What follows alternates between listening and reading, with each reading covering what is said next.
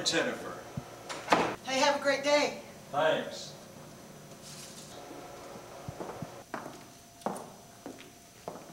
Excuse me, sir. Could you tell me how I could find Detective Jennifer Steele? Yes, sir. Down that hall and to the left. Okay, thank you.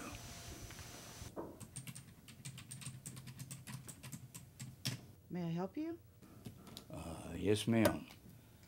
I'm looking for Detective Steele and Detective Cooper. Well, I'm Detective Steele. Detective Cooper has left the building. How may I help you? Well, Detective Steele, I'm Harry Blake. And how may I help you, Mr. Blake? Well, I'm a writer, and I'm working on a story for the Daily News. Oh, I'm sorry. I thought I knew most of the reporters that work for the Daily News. Oh, I'm not a reporter. I'm just a writer doing a favor for editor buddy of mine. Well, if you're not a reporter for the paper, then what kind of writer are you? Kind of writer, Detective? Yes, Mr. Blake. Do you write truth or fiction? Truth or fiction, huh? Sometimes truth becomes fiction, and sometimes fiction becomes truth. It just depends. Depends on what? Depends on who's asking the questions and who's giving out the answers.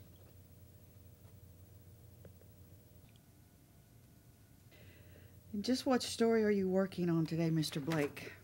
Well, I understand from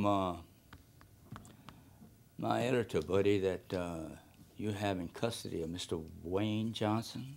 Well, Mr. Blake, your editor buddy is wrong. We brought Mr. Johnson in for questioning. He wasn't charged of any crime. Well, okay. I guess that's it. Well, that's it for now. Look, Mr. Blake, I'm in the middle of a murder investigation. I really can't be talking about this case to the press. No problem. Okay, look, we brought him in for questioning. There wasn't enough evidence to hold him, so we let him go. Well, thank you, Detective, for your time. Well, I gotta go. I'll see you around. Well, before you go, Mr. Blake, may I ask you a question? Sure. What I'd like to know is, well, are you going to get in the middle of this murder investigation? You're like, yeah, look, what are you going to do, like, right now? Well, that's two questions. Answer your first question. You're right. I'm going to be right in the middle of this investigation, but I'm going to search for the truth. And the answer to my second question? Well, I'm going to go out and grab some lunch. May I join you? Lunch? Sure. Detectives eat too, Mr. Blake. Tell the captain I'm stepping out for lunch. Yeah, I'll be on my cell. Thank you. Well, wait a minute. Now, let me ask you a question. Of course. You're in the middle of a murder investigation, and you're going to take out time to have lunch with me? Yes, Mr. Blake, you're in search for the truth on my investigation. I think we need to talk. Just might be able to help each other. Maybe.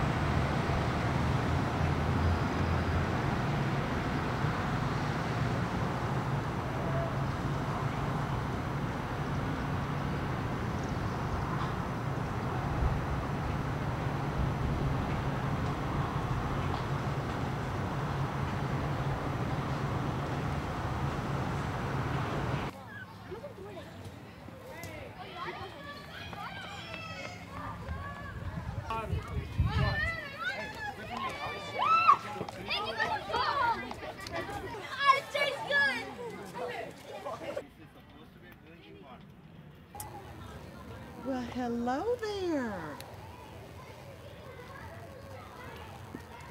My name is Jennifer.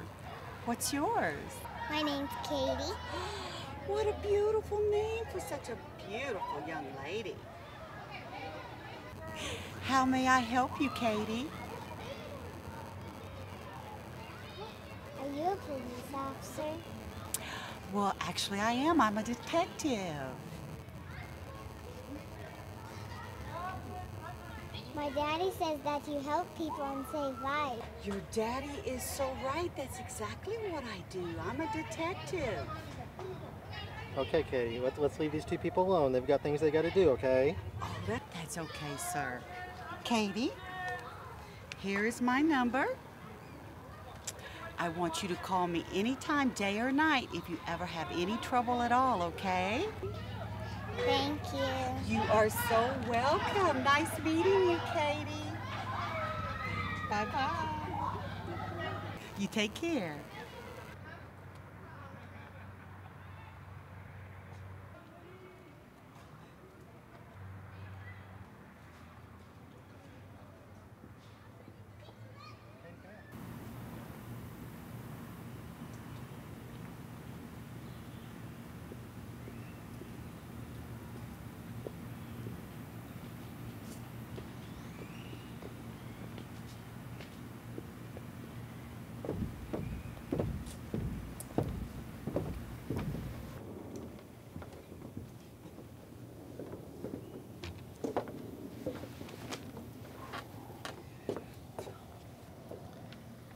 So, how long have you been retired from the paper? Oh, about 5 years now. Well, tell me, Mr. Blake, what's really drawn you to this case? Marty Branson? The editor. Yes. Why you? Oh, that's a good question. That's what I asked him. 7 years ago, we worked on a story just like this one. A black man was convicted of the same crime. There were 7 rapes and 7 murders, all the same MO. Why am I getting the impression that you think this guy is innocent? I do. What is his name? Luther Marshall, How much time did he get? life without parole. Only convicted of one crime? Right. They couldn't connect him to the other women. You said 7 rapes and 7 murders. Did they stop after he was convicted? Yes, they did. Now, this Mr. Johnson, what's his story? Mr. Johnson and Miss Sally Baker went to dinner with other employees after work. And then he says they went to a local nightclub to hear and see Johnny Price sing, and then after that he drove Miss Baker home. He drove her home, huh? Yes, her car was in the shop. Well, that's the right thing to do. I take it that this was not a date. That's the way I see it. So, did he go into her home? Yes, he said they had a cup of coffee, some small talk, then he left and went home. So I take it that you found his fingerprints on the cup. Yes. But not on her neck or any other part of her body. So, whoever committed this crime was wearing gloves. Yes. Well, what do you say about sex? He said all they had was coffee. Coffee, right. Besides, the DNA didn't match. Well, you know what they say, that DNA don't lie. Your opinion, do you think this could be a racially motivated crime? Yes, I do. Well, I have a plan. What's your plan? I want to go to the nightclub and talk to the employees.